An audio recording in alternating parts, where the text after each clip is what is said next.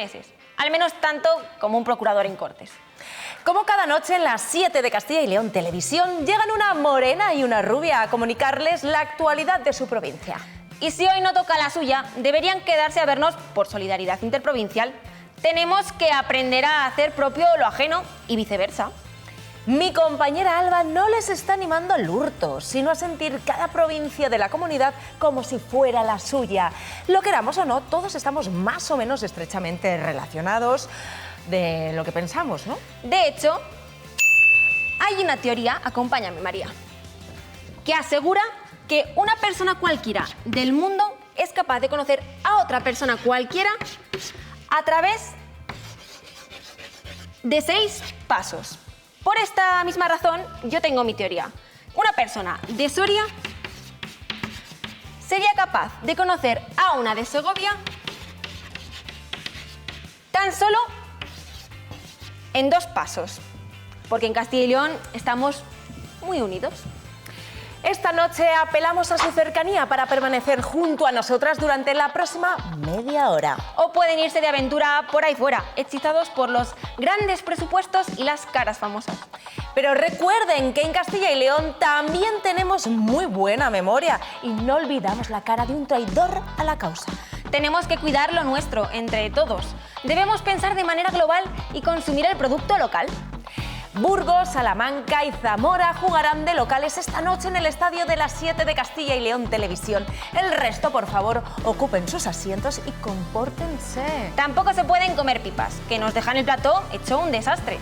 El derbi durará 30 minutos, divididos en 3 partes. Y en cada una de ellas podrán encontrar jugadas para todos los gustos.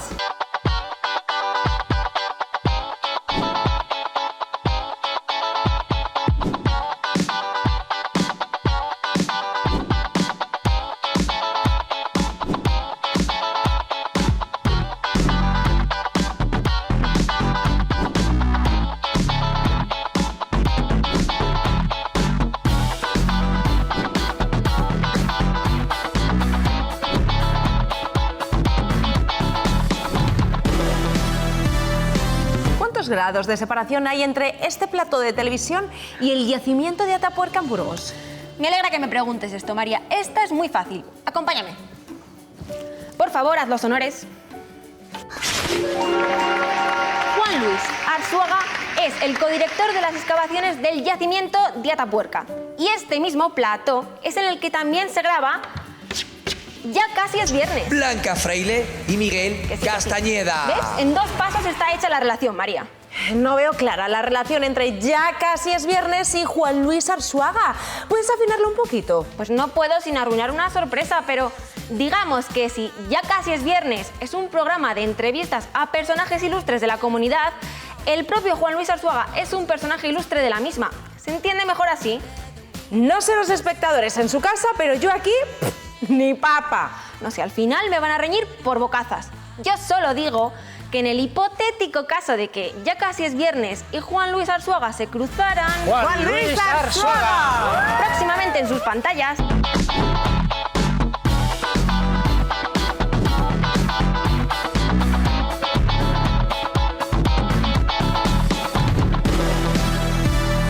Creo que hablo por ambas al asegurar que las ciencias nos parecen cosa de brujas.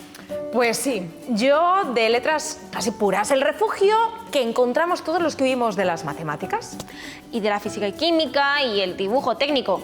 Las 4 asignaturas del apocalipsis. Quedaría yo con un diccionario en la cabeza al que inventó las matemáticas. Como chica de letras puras, tengo que matizar, Alba. Las matemáticas fueron un invento tanto como fueron un descubrimiento. Estaban ahí esperando a que nos percatáramos de su existencia. Seguirían esperando si fuera por mí. Qué ganas de complicarse la vida con integrales y ecuaciones raras. Si con sumar y restar es suficiente para una vida básica y feliz. Nuestra compañera Verónica González tiene pinta de ser de letras también. O a lo mejor es una infiltrada de la otra rama. Mejor si no la quitamos ojo. Las carreras científicas aún son vistas por muchos como demasiado difíciles, aburridas e inalcanzables. Para quitar el miedo a los estudiantes, acercarles estas disciplinas y derribar ciertos tópicos, 2 jóvenes investigadores del CNIE protagonizan un cortometraje rodado en los diferentes espacios del sistema Atapuerca. Irene y Manuel tienen mucho en común. Los dos son investigadores del Centro Nacional de Investigación sobre la Evolución Humana. Su interés surgió en la infancia y ahora cuentan su experiencia en este cortometraje. Cuando yo vine a excavar la primera vez conocí a mucha gente que era bióloga, que era químico, que era arqueólogo. Lo que buscamos en realidad es que todo ese material o gran parte de ese material que estudiamos acabe luego en un museo o acabe luego en algún sitio que el resto de la gente pueda ir a verlo y que todo ese trabajo que estamos haciendo se vea revertido. Trasladarlo a otro tipo de público, ¿no? También el tipo de trabajo que hacemos y tal, pues me ha parecido que una experiencia súper buena. Yo he hecho mucha divulgación, pero con talleres, con chavales o cosas así, pero de que fuera sobre mí o que vinieran las cámaras y me dijeran que hay un brillo, que ponte, que gira, fue interesante. Y luego también pues un poco yo creo que al menos a mí me hizo pensar en cómo ha sido mi trayectoria un poco y en cómo, de dónde soy yo, lo que he estudiado, las cosas que he hecho me han llevado a donde estoy. O sea que en ese sentido fue muy interesante. Esta gente de ciencias me acompleja un poco. Al lado de ellos siempre me he sentido un poco neandertal. Pero si tú eres listísima, María, ¿qué le tienes tú que envidiar a un físico de partículas o a un ingeniero? ¿Te los imaginas vistiendo nuestro uniforme y teniendo que presentar el programa? Así mirado, no te falta razón. Además, igual lo suyo es más importante a largo plazo, pero lo nuestro lo es aquí y ahora. Bueno, eso es relativo. Volvemos a Burgos para que Verónica González continúe con la primera historia de hoy. Este cortometraje es parte del proyecto de Pfizer llamado Ciencia para Vivirla y con el vídeo ambos jóvenes quieren estimular la vocación científica y eliminar estereotipos que condicionan la elección de estudios y profesiones. Y es que hoy en día todavía existe la idea de que las matemáticas, la ingeniería o la programación son cosa de chicos. ¿Te imaginas cómo son los científicos y científicas que están desvelando los secretos de nuestra especie? En el vídeo, ambos jóvenes narran su trayectoria y su día a día para despertar curiosidad por las carreras científicas y desmontar estereotipos. Suele ser malo un poco a veces por el desconocimiento de la propia actividad científica, ¿no? Que también es una parte nuestra de realizar este tipo de trabajo para transmitir ese trabajo que hacemos al resto de la ciudadanía. Entonces muchas veces cuando cuentas a lo que te dedicas, la gente no termina de entender qué haces, ¿no? Si estás trabajando, pero estás estudiando, pero qué estás haciendo exactamente, ¿no? Y ese suele ser como uno de los estereotipos más típicos que nos solemos encontrar. Concretamente en la física y nosotros en divulgación, en otros proyectos que he estado, lo hablamos mucho, la idea del igual el físico o el químico, y digo físico y químico, es un señor que va en bata, que no habla con nadie, que lleva gafas y va despeinado y vive en su burbuja, y películas y cosas del imaginario colectivo, pues como Stephen Hawking o esta peli de Una mente maravillosa de este matemático que tenía esquizofrenia y tal, como que refuerzan mucho ese estereotipo de no son personas que están aisladas del mundo y que no tienen nada que ver, y sin embargo la mayoría de gente que yo conozco de mi entorno, de mi edad, que es física, son gente súper cercana y súper normal y que tiene muchos hobbies que no tienen nada que ver con la física y que yo creo que eso, cuando dices que estudias física, la gente te mira como ¡hala, qué cosa más rara! Y creo que eso es una barrera, no solo en la física, en otras disciplinas de más ciencia llaman seria, pero a mí me parece una tontería, que como que parece una barrera, que a la gente no le llaman esas disciplinas porque es muy difícil, porque es muy serio. A las chicas les pasa mucho que eso no es para mí porque a mí las matemáticas no se me dan bien. Son barreras que nos construimos nosotros mismos.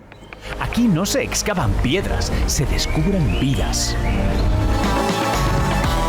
Sin modelos a seguir e imitar, es más difícil encontrar una vocación en la vida. Es un hecho científicamente impepinable. Es un drama la cantidad de inteligencia y talento que no encuentra el cauce para desarrollarse. Ahora menos que antes, claro, pero sin ir más lejos, mi abuela era de largo la más lista de su familia y no pudo estudiar lo que quería. Ella hizo magisterio en vez de derecho. Fíjate en el salto evolutivo que va de tu abuela a ti. Ella no pudo estudiar lo que era vocacional y tú, 70 años después, en la tele sin ejercer ninguna de las dos carreras que te sacaste. Cuidado, la de comunicación sí. ¿Qué nos estará diciendo la evolución con detalles como estos?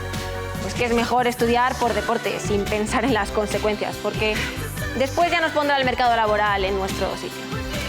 Por si queda alguna vocación por despertar entre nuestros espectadores, vamos a rematar la historia de nuestra compañera Verónica.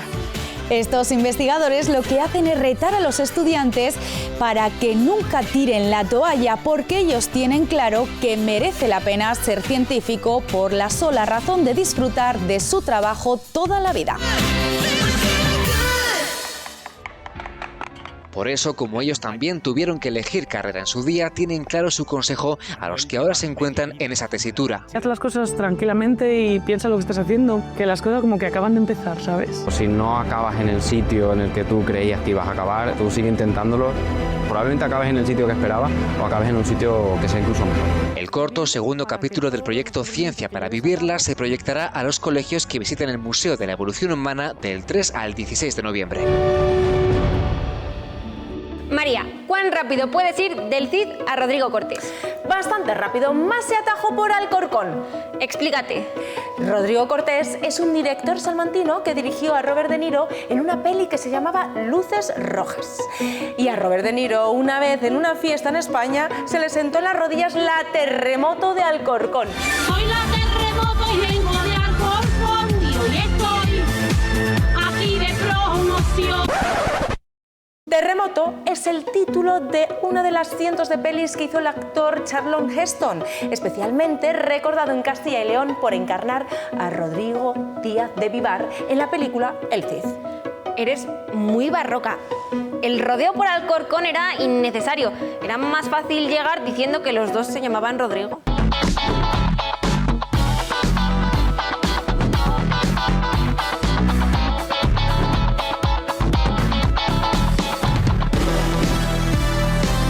Hay una amplia variedad de ocasiones en las que se solicita la intervención del cuerpo de bomberos. Tan conocidos por inflamar deseos como por apagar el fuego. Este grupo de funcionarios de acción rápida deja un recuerdo inolvidable cada vez que actúa. ¿Qué insinúas, Alba? Yo, de verdad, entre una servidora y el cuerpo de bomberos, ¿soy yo la que insinúa algo? Vamos, me faltaba por hoy. Tú reza porque nunca tengan que intervenir en una situación en la que estés involucrada. Nuestra compañera Alba Sánchez ha tenido la oportunidad de acercarse al cuerpo de bomberos hace poco y nos cuenta sus impresiones.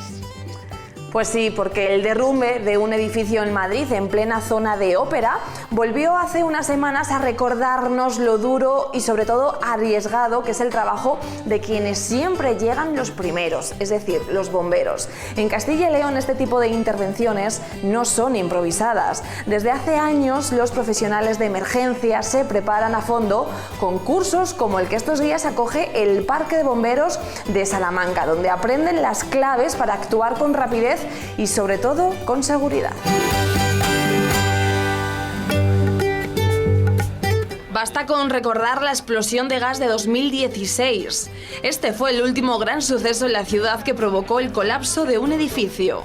En esos primeros minutos todo cuenta. Saber cómo acercarse, cómo rescatar, cómo evitar nuevos derrumbes. Una coordinación milimétrica que puede salvar muchas vidas. Llegar a hacer segura en la escena, en los hechos, que no haya más peligros, sobre todo para la gente que queda alrededor, la gente que va a actuar. En este curso participan bomberos de toda Castilla y León y también de Portugal, compartiendo experiencias y formándose en las técnicas más avanzadas para trabajar entre estructuras colapsadas. Lo que van a recibir hoy son conocimientos sobre el origen del movimiento. El Parque Salmantino es de hecho uno de los pocos en España con instalaciones especializadas para recrear escenarios reales de colapso, donde los equipos pueden enfrentarse a situaciones de riesgo extremo sin salir de un entorno controlado. Es un curso muy práctico, muy poco teórico, donde se ejerce, se ejecuta muchas maniobras en tiempos y bueno, pues con una actitud que luego nos va a dar lo que se optimiza una buena emergencia, ahora tanto del autorrescate de las personas, de la autoprotección del bombero que va a trabajar, que es muy importante, y sobre todo para que luego secundariamente no haya otros segundos derrumbes. Un espacio que demuestra que la preparación y el entrenamiento son las mejores armas frente al caos. Un saludo y todo nuestro reconocimiento a los bomberos, que se la juegan por nosotros y además tienen que soportar los chistecitos sobre el cuerpo. Bomberos y bomberas, aunque de forma minoritaria, también hay mujeres que forman parte del cuerpo de bomberos. Es un cuerpo hecho por los cuerpos de diferentes hombres y mujeres, como en un monstruo de Frankenstein. En la última peli de Frankenstein que he visto, el monstruo es más guapo que el 70% de los hombres del mundo. ¡Qué error! No le queremos por guapo, lo queremos por torpón y por tontorrón, como a los normales. Menos mal que de Frankie hay tantas versiones como imaginaciones. Su madre, María Shelley, dejó en su descripción bastante espacio a la sugerencia. Hola de nuevo, Alba Sánchez. ¿Tenéis noticias del monstruo? Es que después de triunfar con Drácula, el ilustrador salmantino Tomás Hijo sigue conquistando el lado oscuro de la literatura. Esta vez se ha atrevido con todo un monstruo, Frankenstein. La nueva edición se presentó hace unos días en el Festival de Sitges con muchísima expectación y no fue para menos. La emoción se repitió después en Salamanca, donde Tomás mostró orgulloso su criatura. Darle cara a un icono universal del terror no es precisamente tarea fácil, pero si alguien podía hacerlo con estilo y personalidad, era él. El Frankenstein de Tomás Hijo es así, único, inquietante y con ese sello tan suyo que ya es una marca registrada. Un reto muy grande porque es una criatura de la que todo el mundo tiene una imagen en la cabeza y de la que todo el mundo cree recordar la historia. Pero luego, cuando te enfrentas al texto original, ni la historia es como recordamos la mayoría, ni la criatura es como recordamos la mayoría. Esta nueva edición no solo reinterpreta visualmente el clásico, sino que vuelve a las raíces del texto original, quitándole encima todas esas capas que el cine le ha ido pegando durante décadas. Lo que queda es una historia profunda, filosófica y llena de preguntas sobre la vida, la creación y la humanidad. Quien se enfrenta a la obra va a encontrar una interpretación, por supuesto, contemporánea, porque el estilo gráfico, la forma de abordar el texto es de un autor de ahora, ¿no?, que soy yo, pero a la vez tiene toda la esencia del texto original, porque sí que es cierto que me he preocupado hasta extremos, a veces un poco obsesivos, de transmitir la atmósfera que crea Mary Shelley. Entonces casi puedo garantizar que cada una de las cosas que aparecen es absolutamente fiel al texto. El resultado, 40 ilustraciones que hacen que los fans del terror vuelvan a abrir la cartera sin pensárselo demasiado. Mientras tanto, Tomás Hijo ya tiene la mirada puesta en su próximo desafío, porque hay muchos más clásicos esperando pasar por su tinta.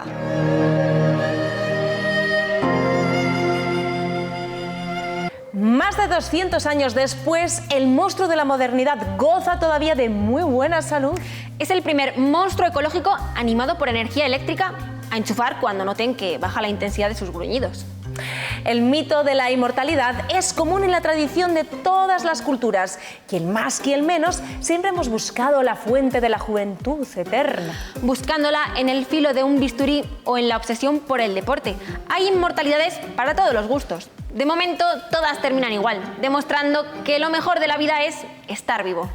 Bajar el ritmo, comer bien, moverse y rodearse de buena gente son algunas de las claves para una vida larga y con sentido. Así lo contó en nuestra universidad todo un experto en el tema, el doctor belga Michel Poulain, un auténtico gurú de la longevidad. Y ojo al dato, según él, Salamanca tiene todo lo necesario para poner en práctica esos consejos y convertirse en una de esas ciudades donde se vive más y sobre todo mucho mejor.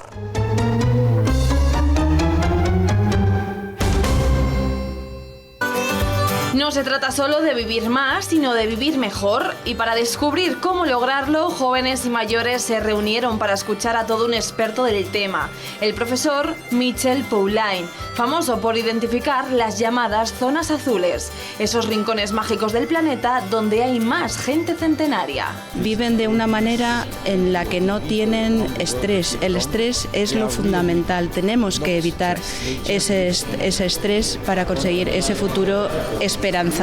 Tampoco se trata de hacer una sola cosa, sino de sumar hábitos que se potencian entre sí.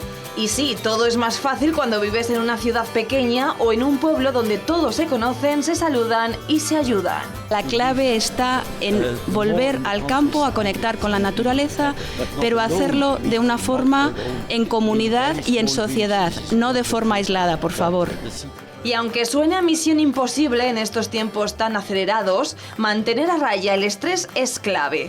Respirar, desconectar y tomarse la vida con calma es parte del secreto. El respeto de la natura es el objetivo de la vida. y tener un propósito y un objetivo para nuestra vida. Entre los lugares campeones de la longevidad están la isla de Cerdeña, Ikaria en Grecia y Okinawa en Japón. De ellos podemos aprender mucho para envejecer con estilo y salud, incluso si vivimos en medio del caos urbano.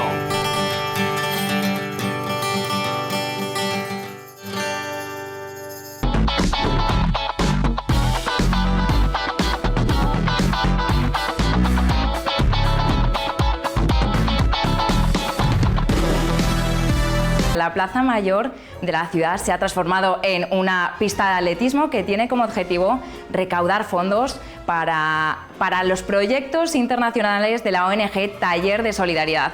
Pequeños y solidaridad se han dado así de la mano.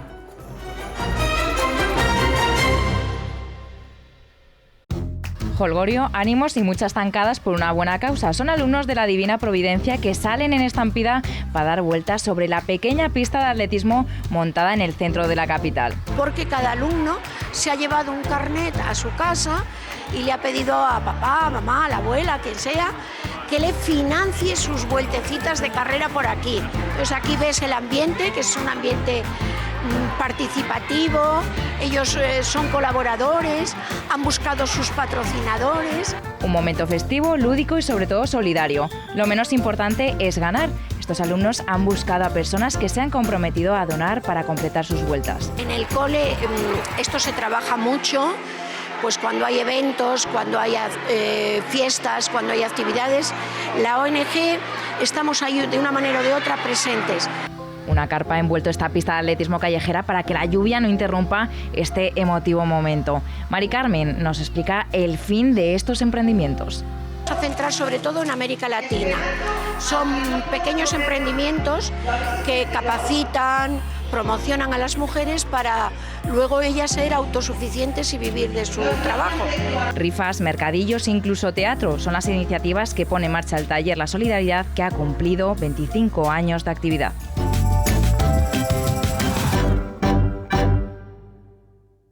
En mis tiempos, cuando yo estudiaba en el colegio, los profesores de gimnasia solían ser los tipos menos atléticos de todo el claustro de profesores. Eran como bebés con chándal. Ahora son todos licenciados en CAFID con especialidades en nutrición y microbiótica. Pero a la hora de la verdad, lo que les pone es una buena carrera continua alrededor del patio. ¡Qué manía con mandar correr! Una manía contagiosa, además porque entre maratón y media maratón se celebran cientos de pruebas al año en todo el país, sin contar con el resto de modalidades. El culto al cuerpo se nos ha ido de las manos. Empiezas con una afición y sin darte cuenta te has vuelto una fanática. De lo que sea, pero una vez por semana. Esa es la medida idónea, como la visita de Zamora. Vamos con una noticia curiosa, porque un vecino de Malva ha creado una serie de árboles genealógicos. Entre todos se cubre la totalidad del pueblo y gracias a este estudio han conocido cuáles son los apellidos más comunes o cuántas veces se casaban los ciudadanos antes.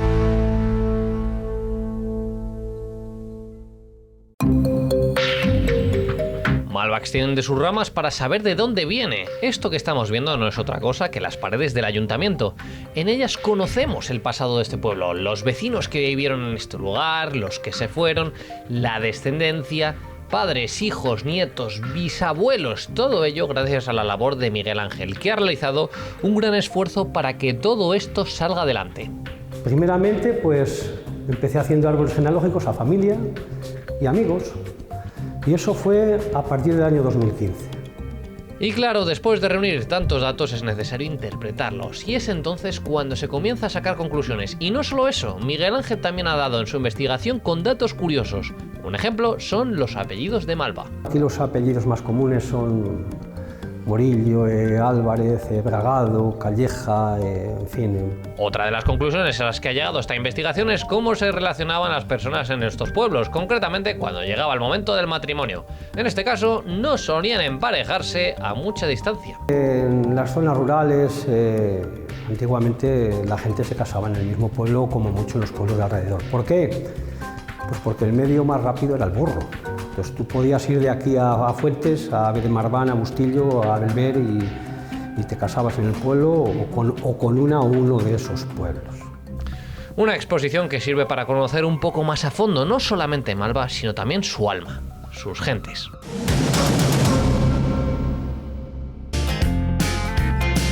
No es mal plan montar el burro e ir a dar una vuelta por los pueblos aledaños, a ver cómo está el género. Darse una burrivuelta. En general era al revés. Los mozos iban a los pueblos a pretender a las mozas. A nosotras se nos reservaba un papel más pasivo. Y si la moza era del mismo pueblo, mejor.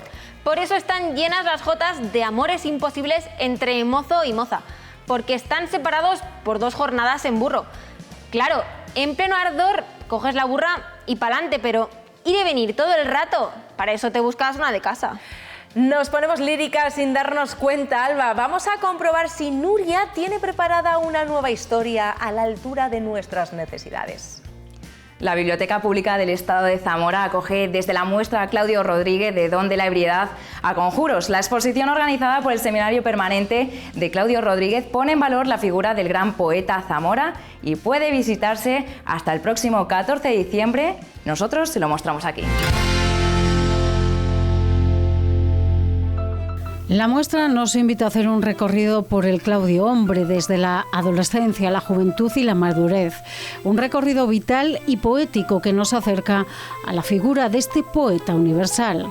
Nos hemos centrado en esos 3 aspectos de la juventud, de la adolescencia y de la madurez, porque entendíamos que es clave y le da la solidez a toda obra de Claudio que tuvo después. La adolescencia marcada por la pérdida de su padre y el premio Adonai que le llegaba a este maestro del verso con tan solo 18 años. La búsqueda de ese padre que perdió también en la figura de alguien tan señero y tan clave para las letras españolas como fue Vicente Aleixandre. Luego llegó su juventud en Madrid, su acercamiento a los grandes autores de la época o la lucha estudiantil en la universidad. Y Clara, siempre Clara.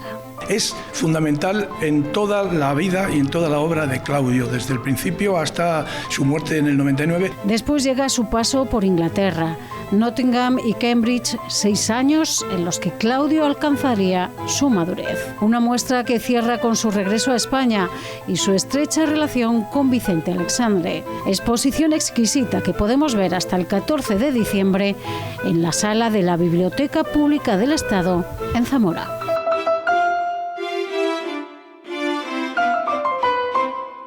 ¿Saben cuántos grados de separación existen entre nosotras y ustedes? Un solo grado de separación. Nosotras tenemos un programa de televisión que ustedes necesitan. Pura ley de la oferta y la demanda. Somos como las hijas, hermanas, tías, primas, cuñadas e incluso suegras que nunca tuvieron. Carnales o políticas, les contamos las historias de las 9 provincias tal y como suceden. Estamos a golpe de pulgar en Sumando a Distancia, de lunes a jueves, en las 7 de Castilla y León Televisión a partir de las 9 de la noche, aquí en Para Todos los Gustos.